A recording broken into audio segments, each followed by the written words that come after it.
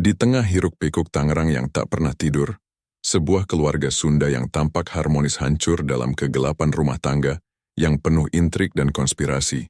Asep, seorang buruh pabrik cat yang setia namun terbelenggu hutang, menemukan bahwa istrinya, Neng Siti, telah menghabiskan simpanan uangnya tanpa izin, uang yang seharusnya melunasi jeratan pinjaman gelap dari masa lalunya. Ternyata, Neng Siti berkonspirasi dengan mertuanya, Kang Ujang dan Bu Eneng, untuk menggunakan uang itu demi menutupi rahasia keluarga yang mematikan. Sebuah skandal lama yang melibatkan pengkhianatan, pencurian warisan, dan dendam tersembunyi. Dalam ledakan amarah yang brutal, Asep memutilasi ketiganya dalam ritual pembalasan yang sadis, meninggalkan jejak darah yang menyayat hati. Asep menyeret langkahnya menyusuri jalan sempit Citra Raya. Debu pabrik cat masih menempel di kulitnya, seperti lapisan kedua yang tak pernah benar-benar hilang. Hari itu seperti biasa ia pulang dari Cikupa dengan tubuh yang berdenyut lelah, tapi pikirannya lebih berat daripada beban mesin-mesin yang ia operasikan seharian. Udara petang Tangerang terasa lengket, bercampur bau asap knalpot dan doa azan yang mulai bergema dari masjid kampung. Ia membayangkan rumahnya, tempat kecil yang ia bangun dengan keringat bertahun-tahun, tapi sekarang terasa seperti jebakan yang semakin menjerat. Di dalam dada Asep ada gejolak yang tak bisa ia namai. Cinta, kebencian, atau hanya kelelahan yang menumpuk seperti tumpukan cat kering di sudut pabrik. Ia ingat betapa dulu saat pertama kali bertemu Neng Siti di arisan RT. Matanya yang lembut itu seperti janji kebahagiaan. Mereka menikah dengan sederhana, di bawah tenda biru yang dipinjam dari tetangga. Dan Asep merasa seperti pahlawan yang akhirnya menemukan pelabuhan. Sebagai bendahara RT, ia selalu yang pertama menolong. Membagikan sembako saat banjir, mengumpulkan iuran untuk perbaikan jalan. Kang Asep orangnya baik, kata warga, dan ia percaya itu. Neng Siti, dengan senyumnya yang hangat sebagai kader posyandu, melengkapi gambar itu, keluarga harmonis, seperti yang diceritakan dalam novel-novel lama yang ia baca diam-diam di istirahat kerja. Tapi sekarang, kenangan itu terasa seperti pisau tumpul yang menusuk pelan-pelan, mengaduk perasaan yang ia coba kubur. Ia membuka pintu rumah dengan tangan gemetar. Aroma masakan Sunda yang biasa menyambutnya kini terasa asing. Kang Ujang dan Bu Eneng, mertuanya yang sudah tinggal serumah sejak ayah Neng Siti meninggal, duduk di ruang tamu dengan wajah datar. Kang Ujang, dengan kumis tebalnya yang selalu tampak licik, mengangguk sekilas sambil mengisap rokok kretek. Bu Eneng, mata tuanya penuh perhitungan, sibuk menyusun piring di meja. Mereka bukan sekadar tamu, mereka adalah bayang-bayang yang menjengkelkan, selalu ada di setiap sudut rumah, menggerogoti ruang yang seharusnya milik Asep dan Neng Siti saja. Asep tahu, di balik senyum Bu Eneng yang pura-pura welas asih, ada konspirasi yang telah lama meracuni rumah tangga ini. Hutang judi Kang Ujang bukan rahasia lagi. Ia pernah mendengar bisik-bisik tetangga tentang bagaimana Kang Ujang meminjam uang dari lintah darat, lalu memaksa Neng Siti untuk menutupinya. Ini demi keluarga, kata Bu Eneng suatu malam. Suaranya seperti bisikan ular saat Asep pura-pura tidur. Neng, ambil saja uang simpanan Asep. Dia kan suamimu, pasti mengerti. Kalau enggak, ayahmu ini bisa mati di tangan mereka. Dan Neng Siti, putri yang taat, selalu menurut meski matanya penuh air mata yang tak pernah jatuh di depan Asep. Perasaan itu mengaduk-aduk isi perut Asep seperti badai yang tak terlihat. Ia merasa dikhianati, bukan hanya oleh istri yang ia cintai, tapi oleh mertua yang seharusnya menjadi penjaga, bukan pemeras. Kang Ujang, dengan kebiasaannya berjudi di warung kopi, telah menyeret keluarga ini ke lubang hitam. Uang yang Asep sisihkan setiap bulan juta yang ia kumpulkan dengan mengorbankan mimpi-mimpi kecil, seperti membeli motor baru atau sekadar liburan ke pantai, kini hilang, dipakai untuk menutupi dosa Kang Ujang. Bu Eneng, dengan lidahnya yang manis tapi beracun, selalu membela suaminya. Itu cuma sementara. Nah, nanti dibalikin. Tapi Asep tahu itu bohong. Konspirasi mereka seperti jaring laba-laba, menjebak Neng Siti di tengahnya, memaksa ia memilih antara orang tua dan suami.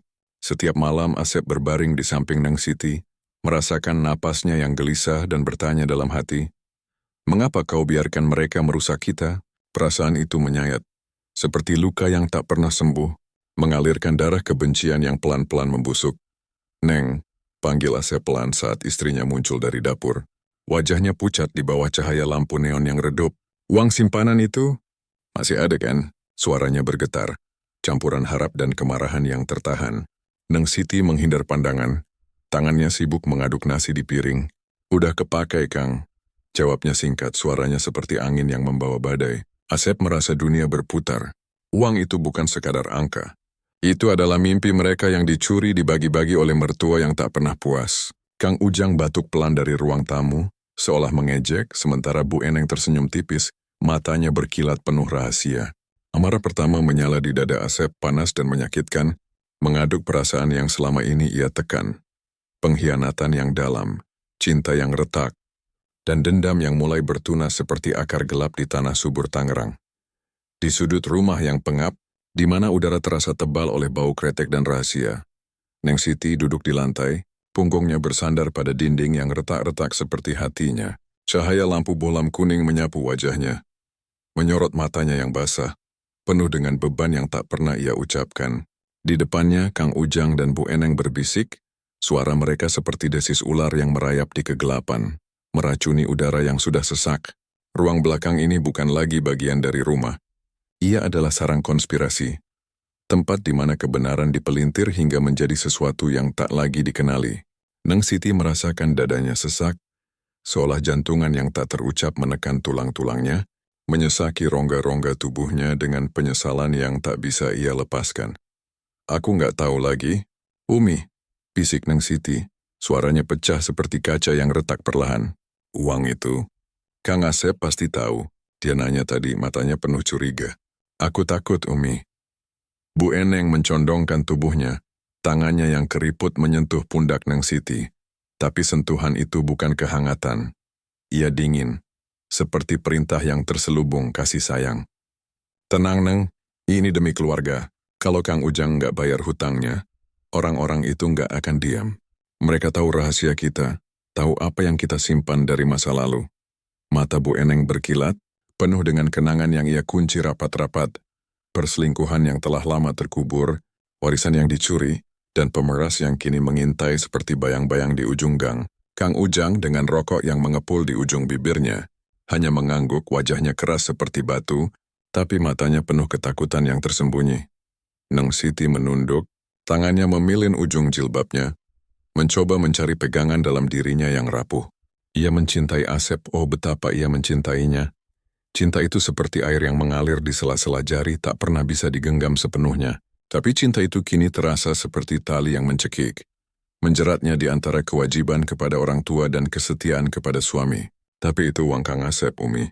Uang yang dia simpan buat kita, buat mimpi kita. Kalau dia tahu aku yang ambil, kalau dia tahu aku bohongi dia. Suaranya terhenti. Tenggorokannya seperti disumbat oleh air mata yang tak juga jatuh. Ia membayangkan wajah Asep, garis-garis lelah di dahinya. Tangannya yang kasar namun lembut saat memeluknya di malam-malam yang kini terasa begitu jauh. Tapi Bu Eneng tak goyah. Suaranya tetap dingin, penuh otoritas. Dia nggak akan tahu, Neng, kita atur semuanya. Pemeras itu cuma minta sedikit lagi lalu selesai. Kang Ujang akan urus sisanya. Kang Ujang menghembuskan asap rokok. Matanya tak menatap putrinya, melainkan ke dinding, seolah dinding itu bisa menelan dosa-dosanya. Hutang judinya telah menumpuk selama bertahun-tahun. Dimulai dari taruhan kecil di warung kopi hingga jeratan lintah darat yang kini mengancam nyawanya. Tapi yang lebih berbahaya adalah rahasia yang ia dan Bu Eneng simpan. Warisan keluarga yang mereka curi dari saudara jauh, yang kini kembali sebagai pemeras yang tahu terlalu banyak. Neng, kata Kang Ujang, suaranya serak. Ini bukan cuma soal aku. Kalau rahasia ini bocor, nama keluarga kita hancur. Umimu, aku, kamu, semuanya akan tenggelam. Neng Siti menutup mata, mencoba menolak kenyataan bahwa ia telah menjadi bagian dari jaring konspirasi ini. Jaring yang ditenun oleh orang tuanya, yang kini melilitnya tanpa ampun. Di luar ruang itu, Asep berdiri di balik pintu, telinganya menangkap setiap bisik, setiap desis kebohongan. Jantungannya berdetak kencang, seperti palu yang menghantam dadanya berulang-ulang. Uang itu, juta yang ia sisihkan dari keringatnya, dari malam-malam tanpa tidur, dari mimpi-mimpi kecil yang ia susun bersama Neng Siti, telah direnggut oleh tangan-tangan yang ia anggap keluarga. Ia merasa seperti binatang yang terperangkap, Napasnya pendek, matanya memerah oleh campuran kemarahan dan pengkhianatan. Tapi di balik amarah itu ada luka yang lebih dalam. Neng Siti, wanita yang ia cintai, telah memilih pihak lain. Ia mendengar suara Bu Eneng, licik seperti mantra, dan Kang Ujang, yang tak pernah meminta maaf atas dosa-dosanya. Konspirasi mereka seperti racun yang merembes ke dalam darah Asep, membangkitkan sesuatu yang gelap, sesuatu yang selama ini ia tekan di dasar jiwanya. Ia mengepalkan tangan, kuku-kukunya menggigit telapaknya, dan dalam diam ia bersumpah, mereka akan membayar dengan cara yang tak pernah mereka bayangkan. Azan maghrib bergema seperti jeritan yang tertahan, menusuk telinga Asep yang sudah memerah oleh api yang membara di dalam dadanya. Ia berdiri di ambang pintu kamar, tubuhnya kaku seperti patung yang siap runtuh. Matanya menatap Neng Siti dengan tatapan yang penuh pengkhianatan, seolah setiap napasnya adalah tuduhan yang tak terucapkan. Rumah yang dulu terasa seperti pelukan kini berubah menjadi arena pertarungan. Dinding-dindingnya seolah merapat, menekan dada Asep hingga sesak. Uang itu juta yang ia kumpulkan dengan darah dan air mata. Dari pagi buta hingga malam gelap di pabrik cat, telah lenyap, direnggut oleh tangan-tangan yang ia anggap suci. Neng Siti berdiri di depan meja dapur, tangannya gemetar memegang piring, wajahnya pucat seperti mayat yang belum mati, tapi matanya, oh matanya, penuh dengan kebohongan yang ia coba sembunyikan di balik senyum palsu. Uang itu, Neng, desis Asep, suaranya rendah tapi bergetar seperti gempa yang akan meledak. Kau pakai buat apa?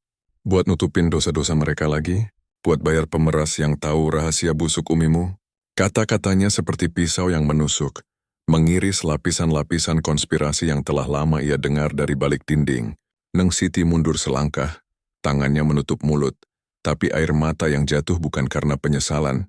Itu adalah air mata ketakutan.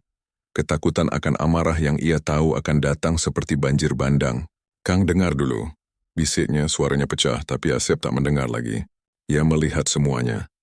Bagaimana Bu Eneng dengan lidahnya yang beracun telah menenun jaring pengkhianatan sejak lama. Perselingkuhannya yang kotor itu bukan sekadar dosa masa lalu, tapi benih konspirasi yang tumbuh menjadi pohon beracun. Warisan yang dicuri, uang yang dipinjam dari lintah darat, dan Kang Ujang, dengan judinya yang tak pernah puas, telah menyeret Neng Siti ke dalamnya, memaksa ia menjadi boneka di tangan mereka.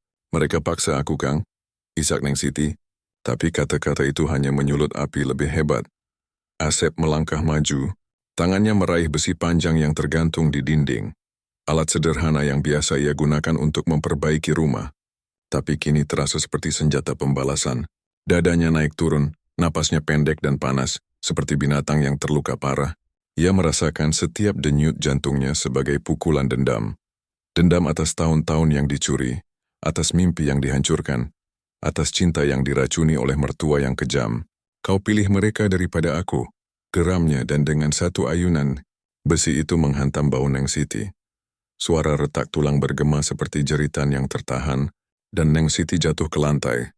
Darah mulai mengalir dari luka yang menganga. Matanya melebar penuh kengerian, tapi Asep tak berhenti. Amarah itu seperti gelombang yang tak bisa dibendung, mengaduk-aduk jiwanya hingga tak ada lagi ruang untuk belas kasih. Ia membekap mulut Neng Siti dengan tangannya yang kasar, merasakan napas istrinya yang tersengal. Dan dalam kegelapan itu, ia melihat bayang-bayang konspirasi. Bu Eneng yang tersenyum licik saat memerintah Neng Siti mencuri uangnya. Kang Ujang yang tertawa di balik asap rokoknya saat hutangnya terbayar dengan keringat Asep. Pintu ruang belakang terbuka dengan keras. Kang Ujang dan Bu Eneng muncul. Wajah mereka penuh kebingungan yang cepat berubah menjadi ketakutan. Apa ini, Nak? Seru Bu Eneng. Suaranya tinggi tapi rapuh. Tangannya meraih lengan Asep. Tapi Asep melihat melalui mereka. Melihat konspirasi kejam yang telah mereka bangun. Bagaimana mereka menggunakan Neng Siti sebagai tameng untuk dosa-dosa mereka. Bagaimana rahasia perselingkuhan Bu Eneng telah menjadi senjata pemerasan yang menyeret seluruh keluarga ke neraka. Dengan geraman seperti hewan liar, Asep melepaskan besi dan meraih pisau dari meja dapur. Bilahnya berkilat di bawah cahaya redup. Ia menusuk dada Kang Ujang terlebih dahulu, sekali, 2 kali, 3 kali. Setiap tusukan adalah pembalasan atas hutang yang tak pernah dibayar, atas judi yang menghancurkan mimpi-mimpi kecil Asep. Darah Kang Ujang menyembur seperti air mancur hitam, Tubuhnya ambruk ke lantai. Matanya terbelalak dalam kematian yang sadis, penuh penyesalan yang terlambat. Bu Eneng berteriak, suaranya menusuk telinga seperti jeritan hantu. Tapi Asep tak peduli. Ia menarik leher Bu Eneng. Pisau itu mengiris kulitnya dalam gerakan melingkar yang kejam. Darah mengalir deras seperti sungai dendam yang akhirnya meluap. Ia merasakan setiap detiknya. Getaran tubuh Bu Eneng yang melemah, napasnya yang tersendat, dan dalam kegelapan jiwanya, Asep merasa dibenarkan. Konspirasi mereka yang sadis, yang telah meracuni rumah tangga ini selama bertahun-tahun, kini dibalas dengan kekejaman yang setara. Tubuh tiga tergeletak di lantai, darah membentuk genangan yang lengket, bau amis menusuk hidung Asep seperti pengingat atas apa yang ia lakukan. Dadanya masih berdegup kencang, campuran euforia dan kehancuran, tapi di balik itu, ada luka yang lebih dalam, cinta yang mati, keluarga yang hancur, dan jiwa yang selamanya ternoda oleh ledakan amarah yang tak terbendung. Asep berdiri di tengah kekacauan itu, tangannya berlumur darah, dan untuk pertama kalinya ia merasa benar-benar sendirian di dunia yang gelap ini. Malam Tangerang menyelimuti Asep seperti kain kafan yang basah oleh darah. Setiap langkahnya meninggalkan jejak merah di trotoar yang retak, seperti luka yang tak pernah sembuh di jiwanya. Tubuhnya bergetar, bukan karena dingin angin malam yang menusuk, tapi karena gema kekerasan yang masih bergaung di dalam dirinya. Suara besi menghantam daging, pisau mengiris kulit, darah yang menyembur seperti air mata yang tertahan terlalu lama. Ia berjalan ke kantor polisi terdekat, tangannya yang lengket oleh darah menggenggam kunci rumah seperti relikui dosa, kunci yang membuka pintu neraka yang ia ciptakan sendiri. Setiap hembusan napasnya terasa seperti jeritan, mengaduk-aduk ingatan tentang apa yang baru saja ia lakukan. Bagaimana besi itu menghancurkan bahu Neng Siti dengan suara retak yang menyayat, tulangnya pecah seperti mimpi mereka yang rapuh. Bagaimana pisau itu menembus dada Kang Ujang berulang kali. Setiap tusukan mengeluarkan darah hitam yang panas, menyemprot ke wajah Asep seperti tuduhan atas tahun-tahun pengkhianatan. Dan Bu Eneng, oh Bu Eneng, lehernya yang digorok dalam lingkaran kejam, darah mengalir deras seperti sungai yang membawa rahasia perselingkuhannya ke permukaan, matanya yang terbelalak penuh kengerian saat napasnya tersendat, tubuhnya bergetar sebelum akhirnya diam selamanya. Di depan pintu polisi, Asep berhenti sejenak, dadanya naik turun seperti ombak yang menghantam karang, perasaan bebas dan hancur bercampur aduk dalam satu hembusan napas. Ia merasa dibebaskan dari konspirasi yang telah meracuni hidupnya, jaring kebohongan yang ditenun oleh Bu Eneng dengan lidahnya yang beracun, Kang Ujang dengan tangannya yang serakah, dan Neng Siti yang terjebak di tengahnya seperti burung dalam sangkar. Tapi penyesalan itu menyayat lebih dalam daripada pisau yang ia gunakan. Ia melihat wajah Neng Siti dalam pikirannya, bibirnya yang bergetar saat memohon, darah yang menetes dari luka dada yang ia torehkan sendiri, mata yang penuh cinta yang kini gelap oleh kematian. Mengapa aku? Gumamnya dalam hati, tapi jawabannya adalah amarah yang telah membutakan, dendam yang lahir dari pengkhianatan yang menyakitkan. Ia mendorong pintu, cahaya neon polisi menyilaukan matanya yang merah, dan suaranya keluar pelan tapi pasti. Saya habis ngebunuh keluarga saya, Pak, istri dan mertua saya. Di rumah, polisi di meja depan mengangkat kepala, matanya mengerut curiga. Tapi saat melihat Asep, jaketnya yang berlumur darah kering, tangannya yang bergetar, wajahnya yang pucat seperti hantu, ia langsung berdiri. Bapak siapa? Ada yang bisa kami bantu? Tanya polisi itu, suaranya tegas tapi hati-hati, seperti orang yang menghadapi binatang liar. Asep meletakkan kunci di meja. Suara logam itu bergema seperti palu hakim yang jatuh. Ini kunci rumah saya, Pak. Di Citra Raya nomor 20B mereka sudah mati. Saya yang lakukan. Kata-katanya mengalir seperti darah dari luka terbuka. Detail kekerasan itu kembali menyergap. Bagaimana ia membekap mulut Neng Siti hingga napasnya melemah. Tubuhnya yang bergelut lemah sebelum akhirnya diam. Kang Ujang yang mencoba melawan, tapi pisau itu menusuk perutnya. Ususnya yang tumpah seperti rahasia yang bocor. Bau amis yang menusuk hidung. Bu Eneng yang berteriak sebelum pisau mengiris tenggorokannya. Darah yang menyembur ke dinding seperti lukisan kegelapan. Tubuhnya yang jatuh dengan suara lembek. Mata yang masih terbuka menatap Asep dengan tuduhan abadi. Polisi lain mendekat, tangan mereka siap di pinggang. Mata mereka memindai bercak darah yang menodai celana Asep, luka gores di lengannya sendiri. Bukti perlawanan yang menyayat hati. "Bapak serius? Ini bukan main-main," kata salah satunya, suaranya ragu tapi tegang. Asep mengangguk, air mata akhirnya jatuh, membasahi wajahnya yang berlumur darah, campuran penyesalan dan kelegaan yang menyakitkan. Mereka mengamankannya.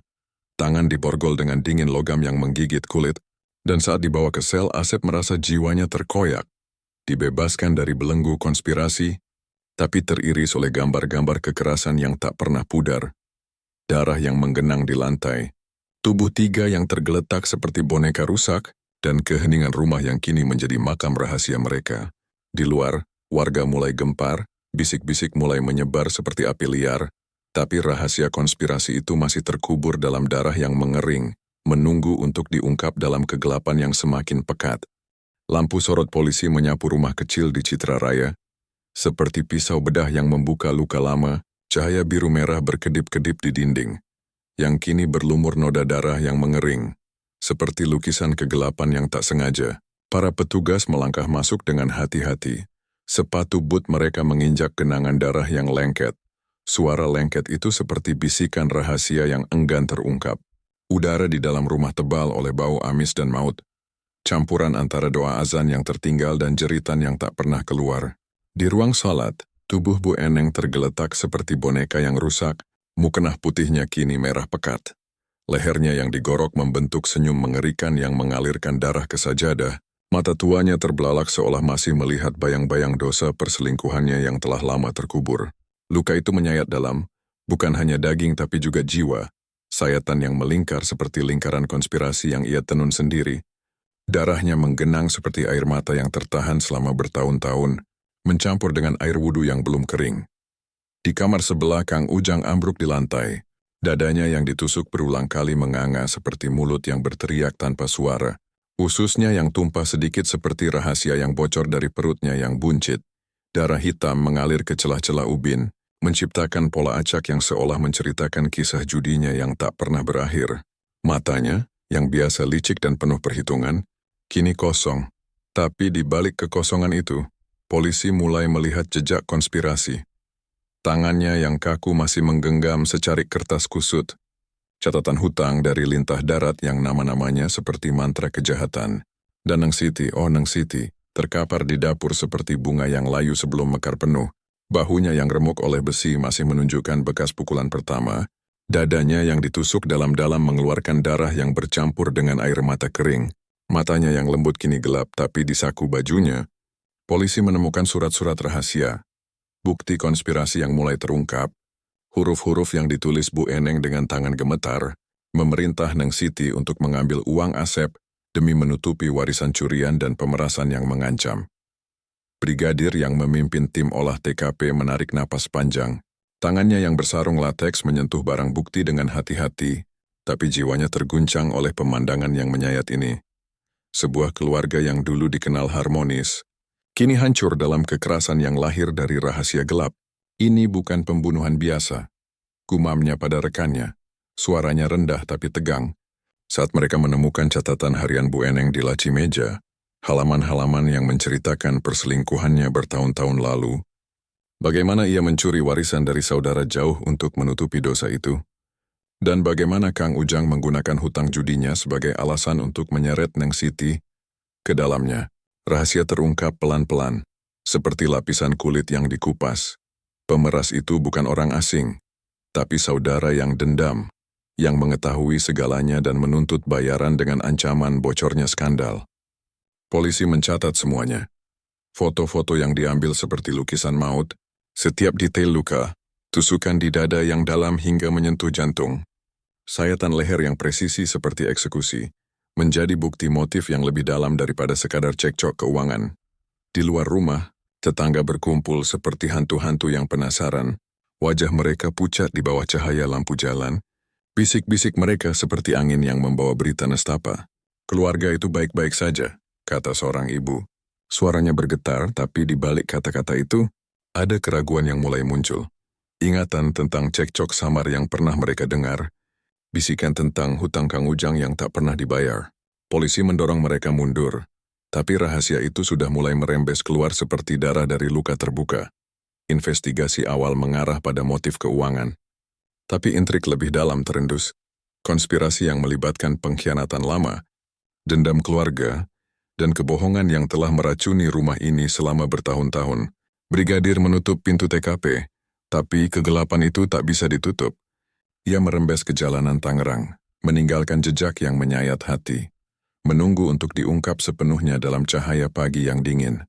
Bayang-bayang masa lalu merayap seperti asap kretek yang pekat, membungkus ingatan Asep dalam kabut yang menyakitkan, di mana setiap hembusan napas membawa aroma pengkhianatan yang tak pernah pudar. Pernikahan mereka dulu, di bawah tenda biru yang compang-camping, terasa seperti mimpi yang rapuh.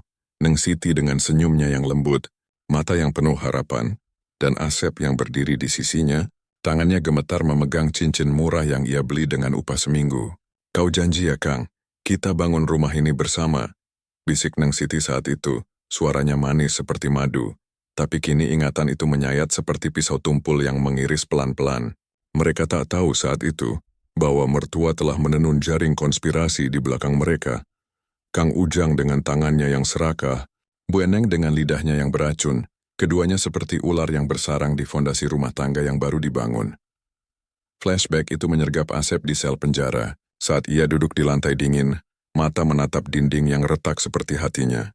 Ia ingat malam pertama setelah pernikahan, ketika Kang Ujang datang dengan wajah pura-pura welas asih, tapi matanya berkilat penuh perhitungan. "Neng, uang warisan itu harus diamankan," desis Kang Ujang saat itu, suaranya kasar seperti amplas yang menggores kayu. "Jangan bilang Asep, dia cuma buruh pabrik, apa dia ngerti urusan keluarga besar? Kalau bocor kita semua hancur, umimu, aku, bahkan kau yang baru nikah ini." Neng Siti menunduk, tangannya memilin ujung selendang, perasaannya terpecah seperti kain robek. Pengabdian kepada ayah yang tak pernah puas, ketakutan akan rahasia ibu yang kotor. "Tapi Pak, itu dosa besar," balas Neng Siti pelan, suaranya bergetar. Tapi Kang Ujang tertawa kasar, suaranya menohok seperti cambuk. "Dosa? Kau pikir hidup ini tanpa dosa? Umimu selingkuh bertahun-tahun, curi warisan saudara kita buat nutupin mulut pemeras, dan sekarang kau mau lepas tangan? Kau anak durhaka kalau gitu, Neng. Biar ayah urus, tapi uang Asep nanti dipinjam dulu, cuman sementara," katanya.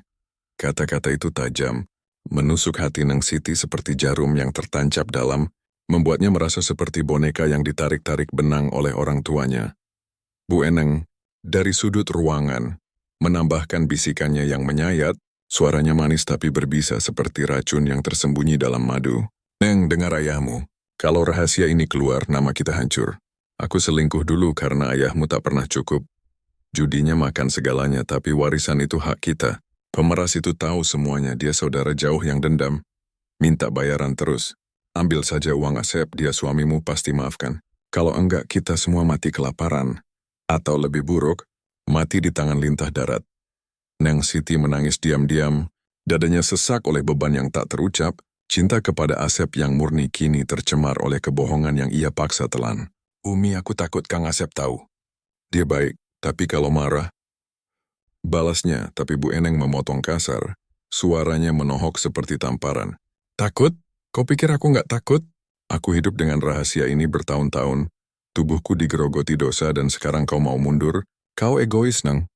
Keluarga ini bergantung padamu. Atau kau mau lihat ayahmu dipukuli mati karena hutang?" Dialog itu seperti luka yang terbuka lagi dan lagi, menyayat jiwa Neng Siti hingga berdarah. Memaksanya memilih antara cinta dan darah, antara mimpi dan neraka yang dibangun orang tuanya. Kembali ke masa kini, di luar penjara, warga diinterogasi oleh polisi, suara mereka campur aduk antara keterkejutan dan bisik-bisik yang mulai membongkar potret keluarga yang retak. Seorang tetangga, Bu RT yang biasa ramah, duduk di kursi plastik, tangannya gemetar memegang gelas air. "Keluarga itu baik-baik saja, Pak," katanya pelan, tapi polisi menekan. "Benar? Tak pernah dengar ceco?" Bu RT menunduk, suaranya berubah tajam saat mengaku. "Pernah sih, Pak. Kang Ujang sering marah-marah kasar ke Neng Siti, bilang, 'Kau anak tak berguna kalau nggak bantu nutupin hutang ayah.'" Suaranya menohok seperti pukulan. Dan Bu Eneng, dia bilang, "Jangan cerewet, Neng. Rahasia Umi jangan bocor, atau kau yang kena akibatnya." Aku dengar dari dinding tipis, tapi pura-pura tak tahu. "Asep, Dia diam saja, tapi matanya penuh dendam. Tetangga lain menambahkan, suaranya kasar dan menyayat. Iya pak, pernah dengar Asep bentak mertuanya malam-malam. Kalian parasit, uangku kalian hisap habis buat dosa kalian. Tapi mereka balas, diam kau buruh rendahan. Tanpa kami, kau tak punya istri. Itu cekcok keuangan yang dalam pak, seperti luka yang tak sembuh. Potret keluarga itu retak semakin jelas. Dialog-dialog tajam itu seperti pisau yang mengiris lapisan harmoni palsu, mengungkap konspirasi yang telah meracuni segalanya sejak awal, meninggalkan Asep dalam kegelapan penyesalan yang tak berujung. Sel penjara itu dingin seperti kubur, dindingnya yang kelabu berlumur noda-noda tak terucap, seolah menyimpan jeritan para tahanan sebelum Asep. Ia duduk di sudut, tubuhnya meringkuk, tangannya yang masih berbau darah kering menggenggam kepalanya, mencoba menahan gema kekerasan yang masih bergaung di pikirannya. Suara besi menghantam bahu Neng Siti, retak tulang yang seperti simfoni kegelapan, pisau yang menari di dada Kang Ujang hingga darahnya menyembur seperti air mata hitam, dan leher Bu Eneng yang teriris rapi. Darahnya mengalir seperti sungai rahasia yang akhirnya pecah bendungannya. Cahaya neon di atas kepalanya berdengung, menyapu wajahnya yang pucat. Mata merahnya penuh dengan campuran penyesalan dan kelegaan yang menyayat, seperti luka yang terus berdarah meski tak disentuh. Di depannya, seorang polisi, Brigadir Sidik, duduk dengan buku catatan, matanya tajam tapi penuh pertanyaan yang belum terucap. Meja besi di antara mereka terasa seperti batas antara dunia dan neraka yang Asep ciptakan sendiri. Saudara Asep, kata Brigadir Sidik, suaranya rendah tapi menusuk seperti pisau dingin. Ceritakan lagi, dari awal. Apa yang membuat Bapak tega melakukan itu? Istri Bapak, mertua Bapak, kenapa mereka harus mati? Asep menarik napas, dadanya berguncang. Setiap kata yang keluar seperti darah yang mengalir dari luka terbuka. Mereka mencuri hidup saya, Pak. Bisiknya suaranya pecah menyayat seperti jeritan yang tertahan. Uang itu, juta, Pak, itu bukan cuma angka. Itu keringat saya, mimpi saya, janji saya ke Neng Siti. Untuk hidup yang lebih baik. Tapi mereka, Bu Eneng, Kang Ujang, mereka hisap habis buat nutupin dosa mereka. Neng Siti, dia pilih mereka, Pak, pilih bohong daripada saya. Air matanya jatuh, tapi bukan air mata lemah. Itu air mata kemarahan yang bercampur penyesalan. Setiap tetesnya seperti darah yang masih menetes dari luka-luka yang ia torehkan. Brigadir Sidik membuka map berisi barang bukti, mengeluarkan pisau dapur yang bilahnya masih berlumur darah kering, besi berkarat yang penuh sidik jari, dan mukena Bu Eneng yang robek dan merah pekat. Ini alat-alatnya ya? Tanyanya, suaranya tajam menohok seperti cambuk. Bapak pakai ini untuk habisi mereka. Ceritakan Asep bagaimana Bapak bisa begitu kejam. Menusuk dada istri sendiri, menggorok leher ibu mertua, menghancurkan dada ayah mertua. Apa yang ada di pikiran Bapak? Asep menatap barang-barang itu, matanya melebar. Napasnya tersengal seperti hewan yang terperangkap. Saya kenal semuanya, Pak. Katanya suaranya serak, menyayat seperti kaca pecah yang mengiris daging. Pisau itu, saya pakai untuk Neng Siti dulu. Dia minta ampun, Pak, bilang Kang, maaf aku takut sama Umi, sama Ayah. Tapi saya sudah hilap. Saya lihat matanya. Matanya yang dulu saya cinta. Tapi saya cuma dengar suara Bu Eneng di kepala saya.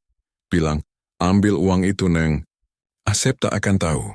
Saya pukul dia dengan besi.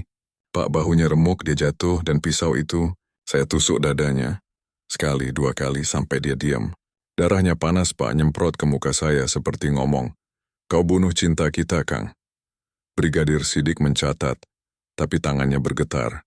Wajahnya tetap datar meski jiwanya terguncang. Lalu mertua Bapak? Tanyanya, suaranya kini lebih keras, menohok seperti palu. Kang Ujang, Bu Eneng, kenapa mereka juga? Apa dosa mereka sampai Bapak gorok leher ibu mertua? Tusuk ayah mertua sampai ususnya tumpah. Asep menunduk, tangannya menutup wajah. Suaranya keluar seperti isakan yang berdarah. Mereka racun, Pak. Bu Eneng, dia yang mulai semua ini. Saya dengar dia malam-malam bilang ke Neng Siti, kalau kau tak ambil uang Asep, pemeras itu akan bongkar rahasia perselingkuhan saya. Warisan yang kita curi. Suaranya manis. Pak, tapi seperti ular nyanyi buat jerat anaknya sendiri. Dan Kang Ujang, dia ketawa kasar bilang, Eneng, hutang judi ayah bukan urusan Asep. Dia cuma buruh. Tahu apa dia soal keluarga kita. Saya dengar itu semua, Pak, dari balik pintu dan hati saya pecah. Waktu mereka masuk, lihat Neng Siti jatuh berdarah. Kang Ujang coba lawan, tapi saya tusuk dadanya. Saya lihat ususnya keluar, Pak, dan saya nggak nyesal saat itu. Saya pikir, ini balasan buat hutangnya yang makan hidup saya. Bu Eneng teriak, "Nak ampun, ini demi keluarga." Tapi saya gorok lehernya, Pak. Darahnya nyembur ke mukena seperti doa yang dikutuk. Saya mau mereka rasain apa yang saya rasain. Dikhianati, dilupain. Ruangan itu hening sejenak. Hanya suara napas Asep yang tersengal dan goresan pena Brigadir Sidik yang terdengar seperti goresan pisau. Jadi ini soal uang? Atau dendam yang lebih dalam? Tanya polisi itu. Suaranya kini lembut tapi tetap menyayat seperti pisau yang masuk pelan tapi dalam. Asep mengangkat wajah, matanya kosong tapi penuh luka. Dendam, Pak. Mereka bunuh saya pelan-pelan dengan bohong, dengan konspirasi. Bu Eneng selingkuh, curi warisan, paksa Neng Siti nutupin. Kang Ujang judi.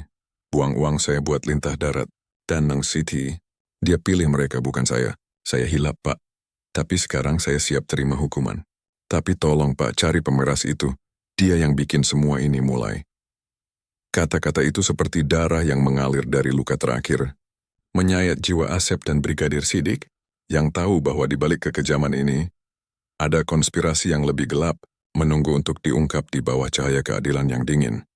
Di ruang interogasi yang pengap, bau besi dan keringat bercampur dengan aroma kertas tua, dari tumpukan dokumen yang kini terbuka di meja Brigadir Sidik. Cahaya neon yang berdengung di atas kepala seperti nyanyian serangga yang tak pernah lelah, menyapu wajah Asep yang pucat. Matanya kosong namun berkilat oleh sisa-sisa dendam yang masih membara seperti bara di bawah abu. Di depannya bukti-bukti mulai berbicara lebih keras daripada kata-kata. Pisau yang berlumur darah kering. Besi berkarat yang masih menyimpan serpihan kulit. Mukena Bu Eneng yang robek dan merah pekat. Dan yang paling menyayat catatan harian Neng Siti yang ditemukan di saku bajunya. Halaman-halaman yang ditulis dengan tangan gemetar. Huruf-huruf yang seperti jeritan bisu. Setiap kata di dalamnya adalah luka yang terbuka, mengungkap lapisan demi lapisan konspirasi yang telah meracuni keluarga ini, seperti racun yang merembes pelan tapi mematikan. Brigadir Sidik membuka halaman pertama catatan itu, suaranya dingin tapi penuh otoritas saat membaca keras. Setiap kata seperti pisau yang mengiris keheningan. Aku tak tahu lagi harus kemana, Kang. Bacanya suaranya rendah namun menusuk. Umi dan ayah memaksa aku ambil uangmu. Mereka bilang itu demi keluarga. Tapi aku tahu itu demi rahasia Umi, perselingkuhannya, warisan yang dicuri. Pemeras itu tahu segalanya, dia saudara jauh yang benci kita. Aku takut, Kang, tapi aku lebih takut kehilanganmu. Asep menunduk, tangannya menutup wajah, air mata menetes pelan, setiap tetes seperti darah yang kembali mengalir dari luka yang ia pikir sudah kering. Dia takut, Pak, bisik Asep, suaranya pecah, menyayat seperti kaca yang retak. Tapi kenapa dia nggak bilang ke saya? Kenapa dia pilih bohong, pilih mereka? Brigadir Sidik tak menjawab, hanya membalik halaman lain. Menemukan surat lain yang ditulis Bu Eneng.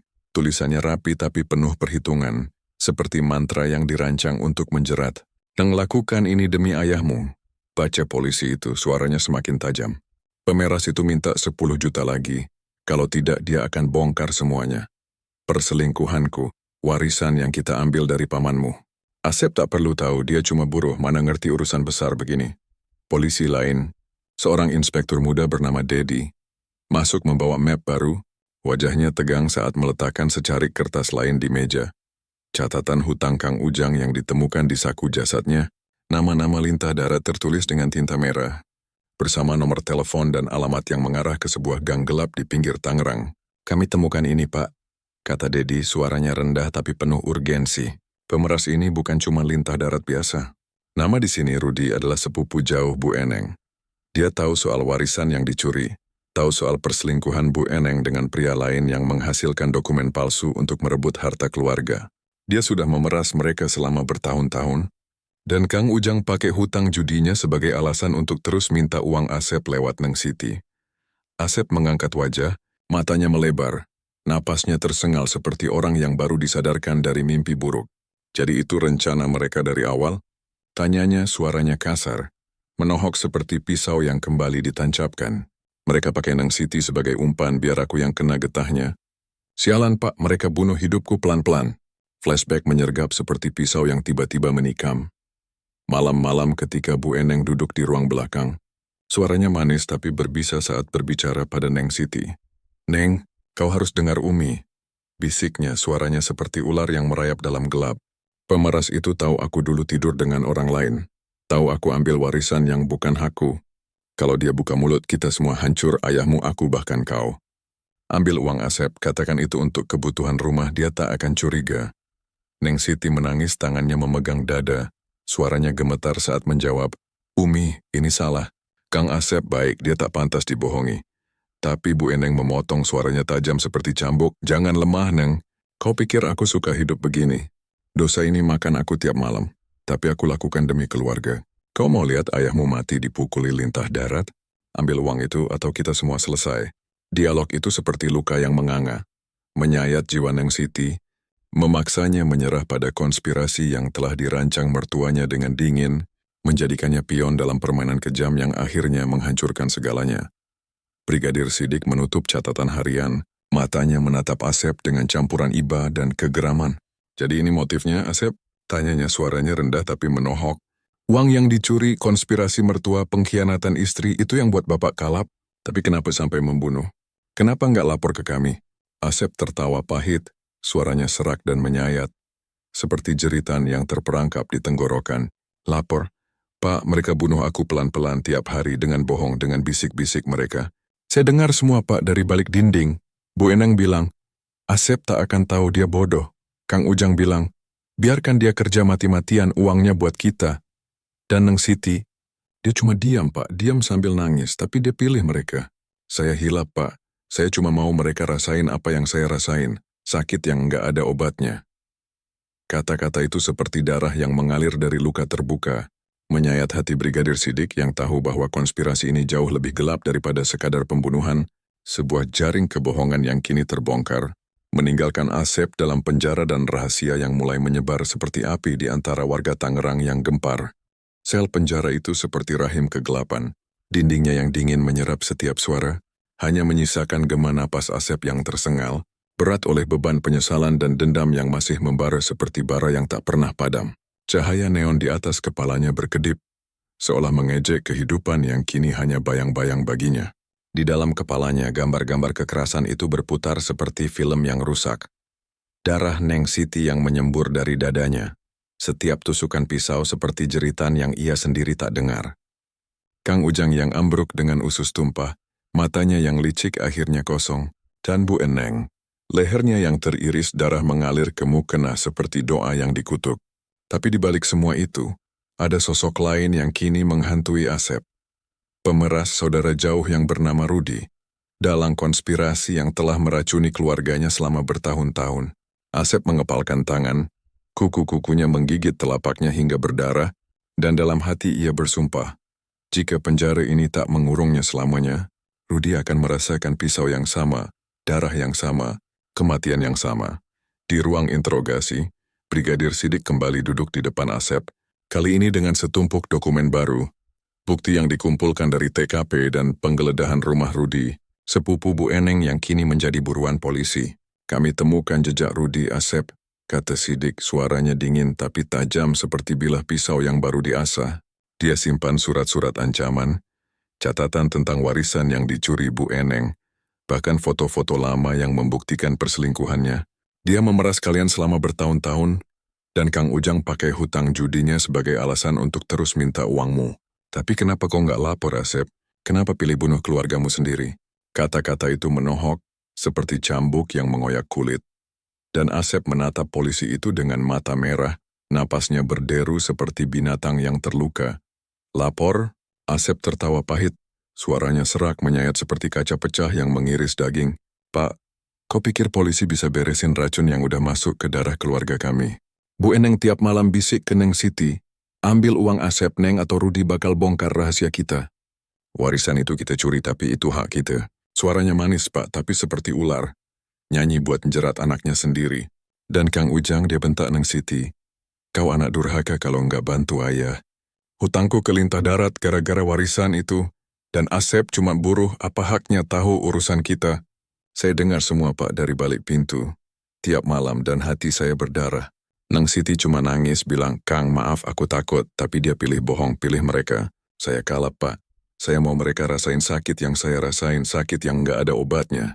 Kata-kata itu seperti darah yang mengalir dari luka terbuka. Setiap suku kata menyayat hati Sidik, yang mulai memahami betapa dalamnya konspirasi ini telah merusak jiwa Asepan Sidik, membuka catatan harian Neng Siti lagi. Halaman yang penuh coretan air mata kering, dan membaca keras, suaranya tajam seperti pisau yang mengiris udara. Kang, aku tahu aku salah, tapi Umi bilang kalau aku nggak ambil uangmu, Rudi akan bunuh ayah. Aku takut, Kang, tapi aku lebih takut kehilanganmu. Maaf, aku lemah. Asep menutup mata, air matanya jatuh. Setiap tetes seperti darah yang masih menetes dari luka yang ia torehkan sendiri. Dia lemah, Pak.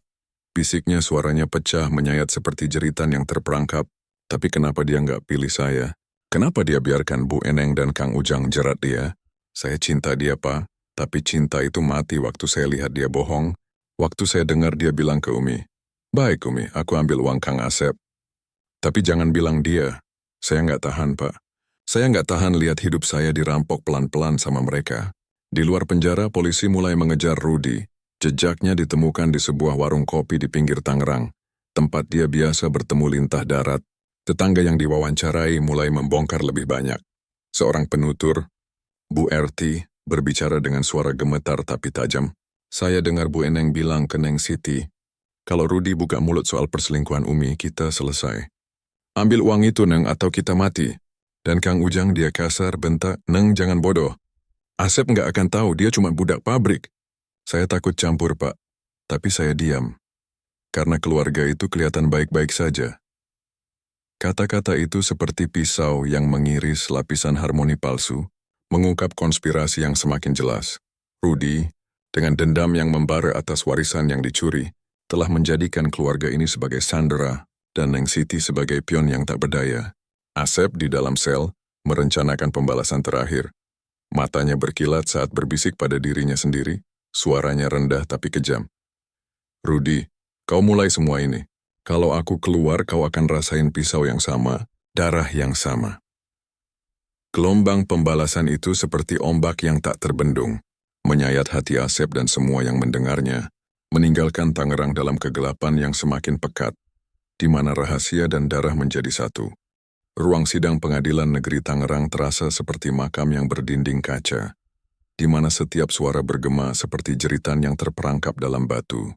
Asep duduk di kursi terdakwa, tangannya diborgol, matanya yang merah menatap lantai, seolah mencari celah untuk melarikan diri dari bayang-bayang kekerasan yang masih menghantui. Darah Neng Siti yang menyembur dari dadanya. Setiap tusukan pisau seperti pengkhianatan yang ia balas. Kang Ujang yang ambruk dengan usus tumpah, matanya yang licik akhirnya kosong. Dan Bu Eneng lehernya yang teriris darah mengalir ke mukena seperti doa yang dikutuk. Cahaya matahari yang masuk melalui jendela tinggi menyapu wajahnya, tapi tak ada kehangatan di dalamnya.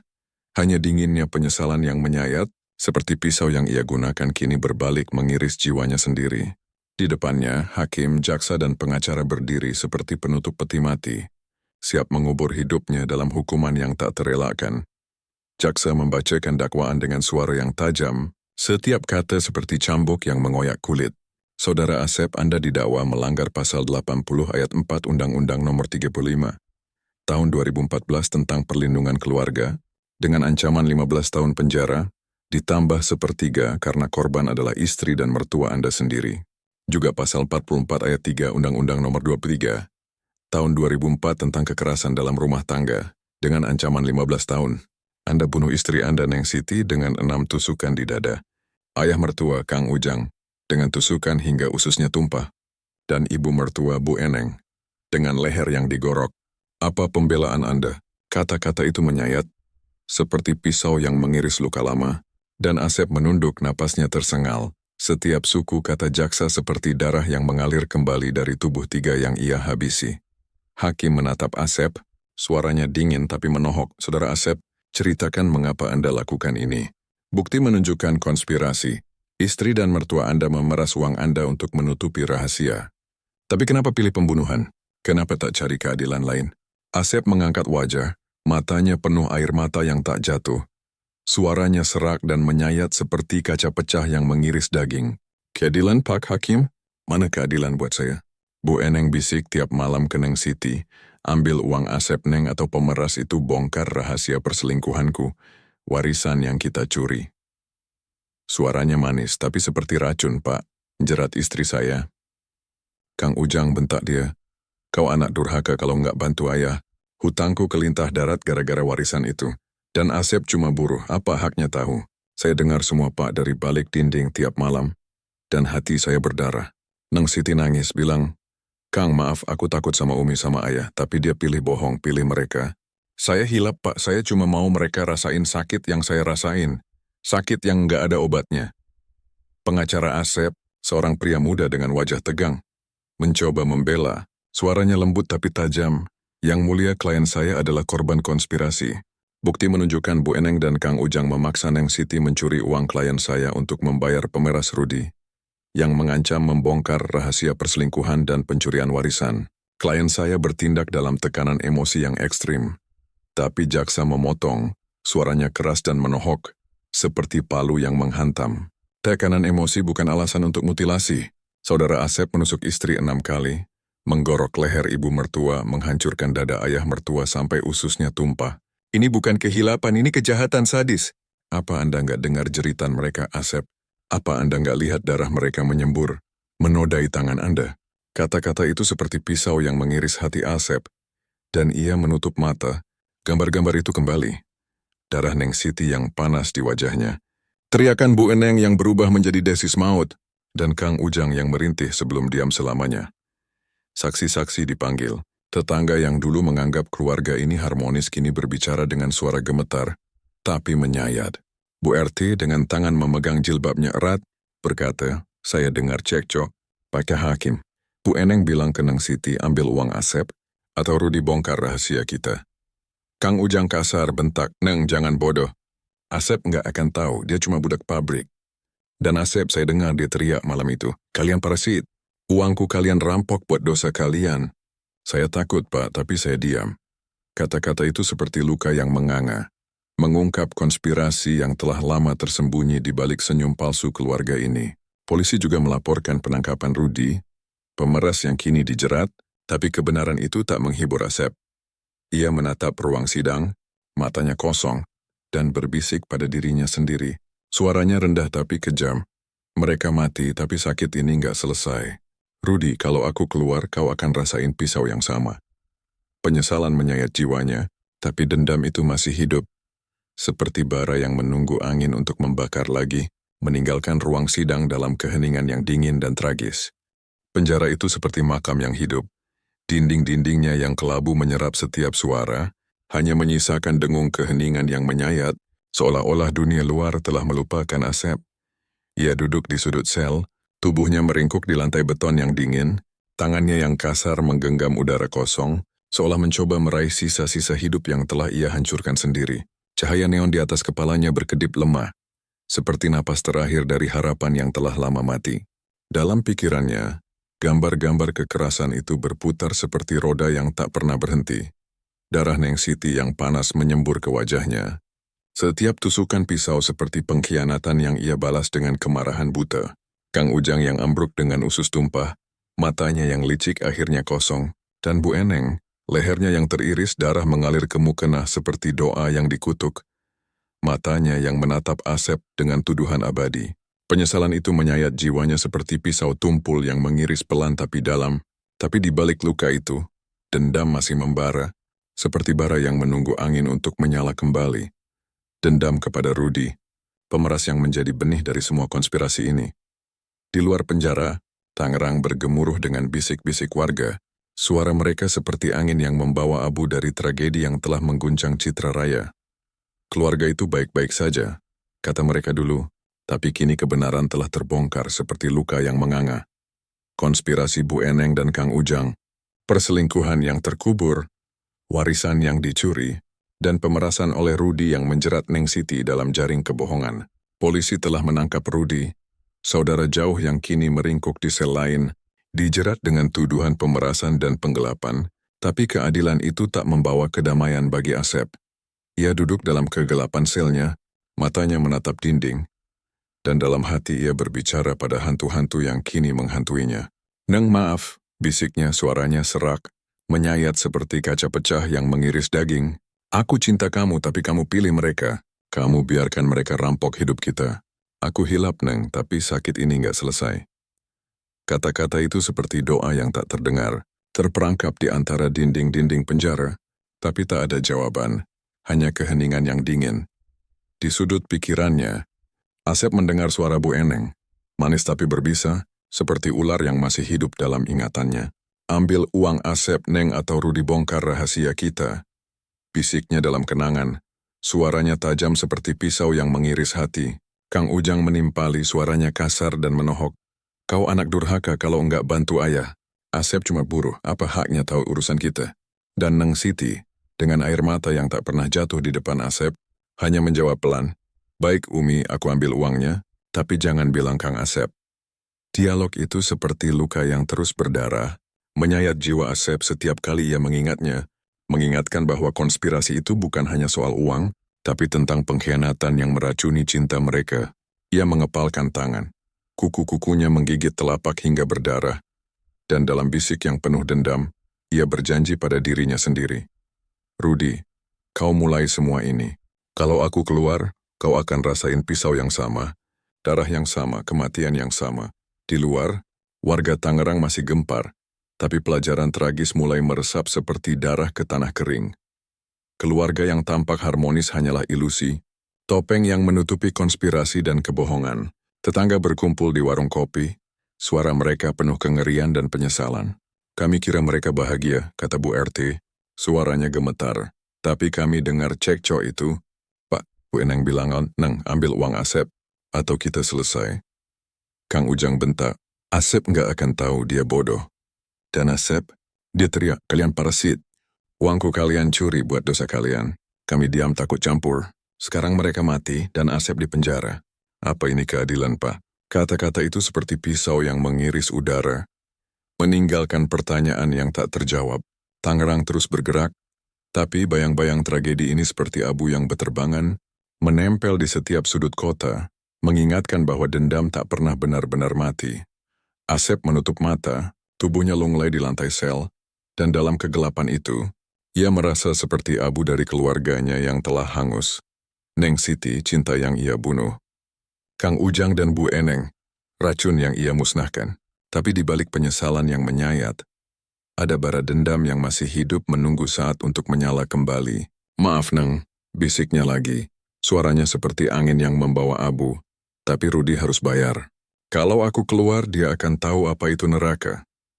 Penjara itu memenjarakan tubuhnya, tapi jiwanya tetap terperangkap dalam lingkaran dendam abadi, meninggalkan Tangerang dalam keheningan tragis yang tak akan pernah pudar, di mana darah dan rahasia menjadi satu, dan cinta hanyalah ilusi yang terkubur di bawah abu.